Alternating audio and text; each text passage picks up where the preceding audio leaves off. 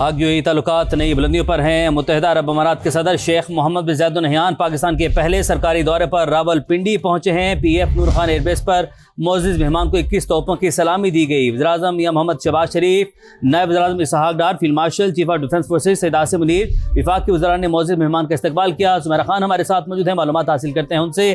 سمیرہ، شایان شان استقبال کیا گیا، اب کیا مصروفیات ہے اس حوالے سے بھی آگاہ کیجیے گا۔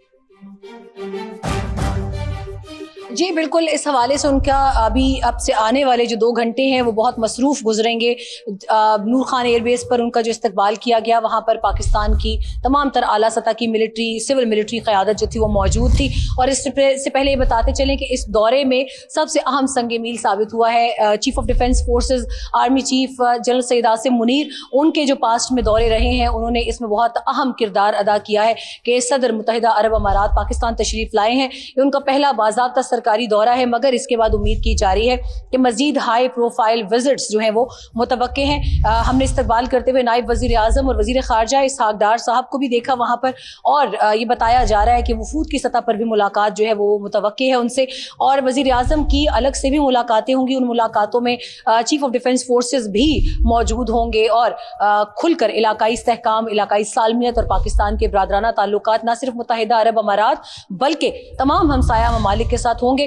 یہاں پاکستان کا خطے میں جو ابھرتا ہوا ایک کردار ہے، تمام تر چیلنجنگ صورتحال کے باوجود، خاص طور پہ جس کی ٹریجیکٹری شروع ہوتی ہے بنیان مرصوص مارکہ حق کے بعد سے، اس کے بعد متحدہ عرب امارات نے بھی پاکستان کو ایک بہت اہم اسٹریٹجک پارٹنر کے طور پہ، re emerging force of South Asia کے طور پر بھی دیکھنا شروع کیا ہے۔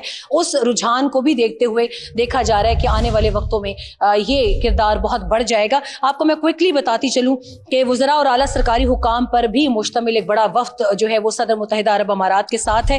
علاقائی استحکام اہم ایجنڈا ہے، سیاسی اور عسکری قیادت سے ان کی تفصیلی ملاقاتیں ہوں گی۔ پاک UAE تعلقات جو ہے وہ فوکس میں ہوں گے، مگر پاکستان کے باقی تعلقات بھی دیکھے جائیں گے۔ 2 طرفہ تجارت $10 ارب سے زائد کرنے کا جو ہے وہ اس میں اس تمام تر دورے میں ٹارگٹ ہے۔ سفارتی تعلقات گو کہ 1971 میں قائم ہوئے ہیں، مگر اب ان کو نئی نہج پہ لے جایا جائے گا۔